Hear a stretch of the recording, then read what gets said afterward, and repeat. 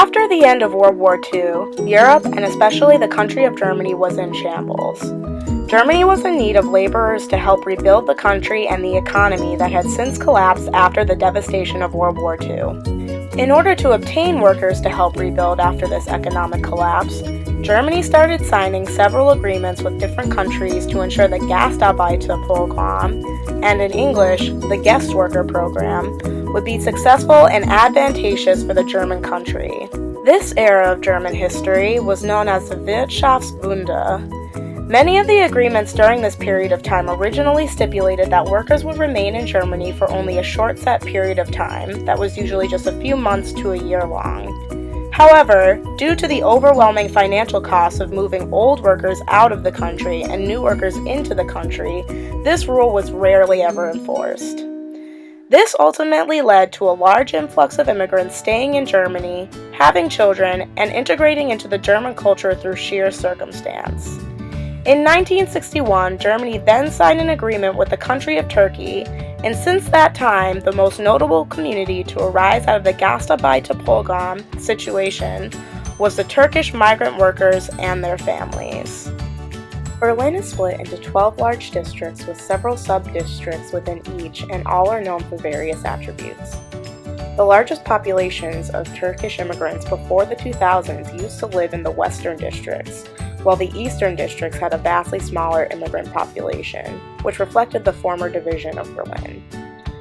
According to a study written in 1998, the most highly populated immigrant districts by percent are 33.1% in Kreuzberg, 28.3% in Wedding, and 26.9% in Tiergarten. Though these statistics are old, they are still useful in determining where Turkish immigrants have chosen to stay and take root. According to newer statistics, most Turkish immigrants now continue to live in the heart of Berlin, and specifically within the large districts of Mitte, Pankow, Reinickendorf, Neukölln, and Friedrichshain-Kreuzberg. In Mitte, the largest numbers of Turks live within the sub-districts of Wedding, Moabit, and Tiergarten. In Pankow, it is Weißensee, Prenzlauer Berg, and Pankow. In Neukölln, it is Neukölln. And in Friedrichshain-Kreuzberg, it is Kreuzberg. Now more than ever, Turkish immigrants and their families are expanding into the eastern quarters of Berlin looking for cheaper living conditions. According to an article in the Scottish Geographical Journal, the geographical distribution of businesses in the food product sector, in particular, reflects the distribution of Turkish residents by city district. Over half of all the Turkish restaurants, snack bars, and grocers were concentrated in the districts of Kreuzberg, Neukölln, and Wedding in 1990. This is still true today, though businesses have now expanded to other areas in the city and have since become more widely accepted in the German culture. According to The Local, a German newspaper written in English, the doner kebab was invented by a guest worker named Kadir Nerman in 1972. Since this time, the doner has slowly but surely exploded in popularity, especially within the past 10 years. There are approximately 16,000 doner shops in all of Germany, and Berlin is considered the doner capital, with over 1,000 shops in the city alone. According to ATDID, which is a union for Turkish doner retailers in Europe, the doner kebabs generate an annual turnover rate of 3.5 billion euros for producers and shop owners in Germany. The doner kebab has also become a significant indicator of Turkish presence in German society. Turks and Germans alike enjoy eating this food, which cements a shared cultural experience. However, the Turkishness of the doner kebab is under dispute. The doner has undergone many changes since its inception in the 1970s. According to the father of doner, in Turkey it was traditional for the rich and royal to eat grilled meat skewers with rice and salad served on a plate.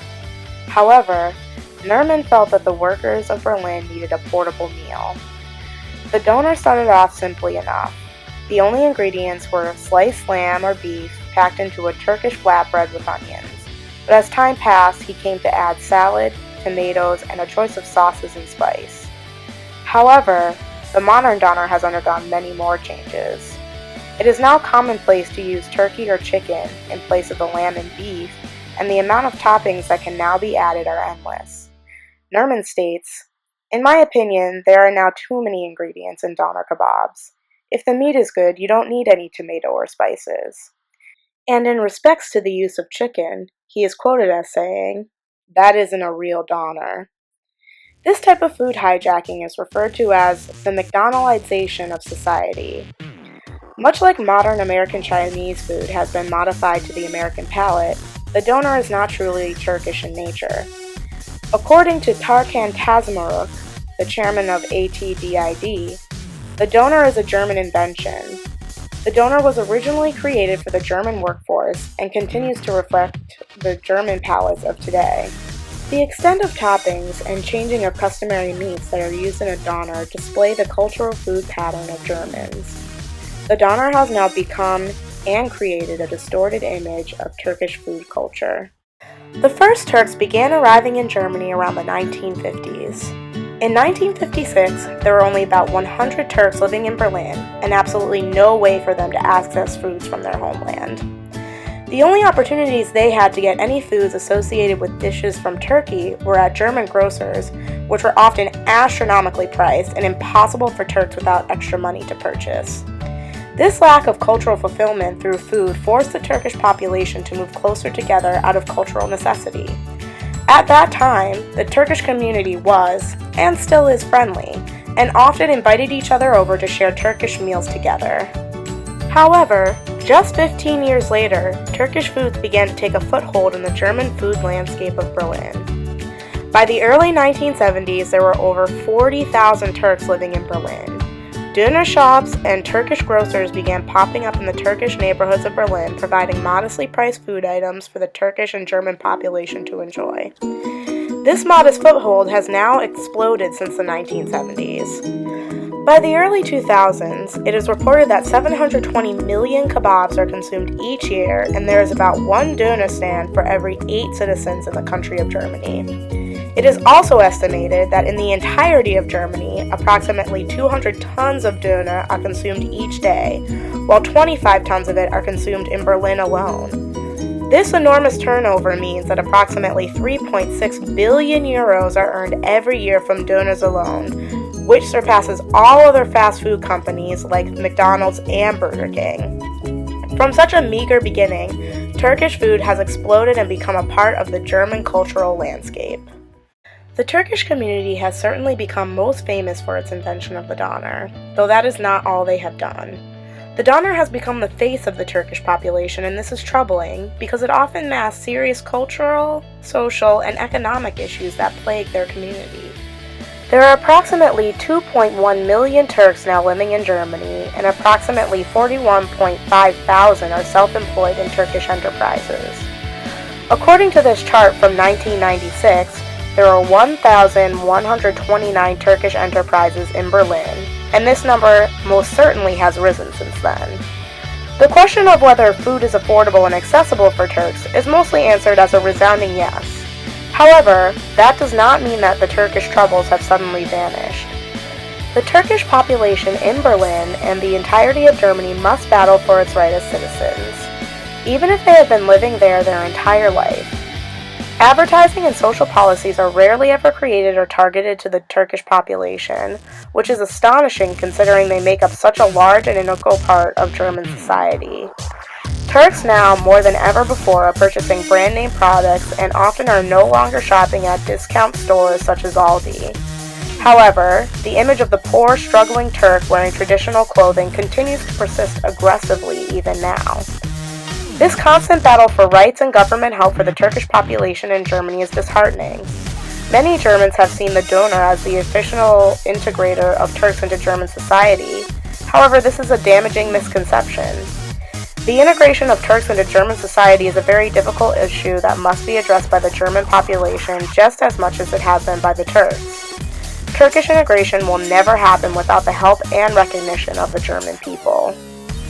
Turkish immigrants and their families face a variety of difficult social and cultural injustices in Germany, and language barriers as well as cultural barriers do not improve this situation. Integrating into German culture is very difficult for Turks, especially when they can feel that they are not wanted or accepted as true Germans, even if they have lived in that society their entire lives. Turks often live in areas of Berlin that have been deemed particularly Turkish because that is where they can find an area of cultural acceptance and friendship. There are many social, political, and economic changes that need to be made in order to help the integrating Turkish families in Berlin and throughout Germany, but an important thing to remember is that Turkish immigrants cannot just be marked and relegated by the döner. The döner is an invention made by a Turkish man for the German people. Before Turkish food culture became popular in Germany, it was a food that Turkish immigrants could turn to in order to remember home. However, it can now only vaguely represent food commonly eaten in Turkey. If this is true, then what does the döner have to do with Turkish culture? The answer is nothing, but also everything. The döner has become very German in nature as time has passed and its popularity has increased. As of now, the döner cannot represent Turkish culture on its own, but it has served as a platform for Germans and Turks to come together on. The döner has assisted in the start of cultural and political discussions about the status of Turkish immigrants. However, it cannot conclude these discussions and fix the problems on its own. Further discussion and action need to be taken in order to change the situation of Turkish-German families for the better. The döner is just an initial platform to initiate cultural understanding and conversation, not the end-all be-all of the Turkish integration issue in Germany.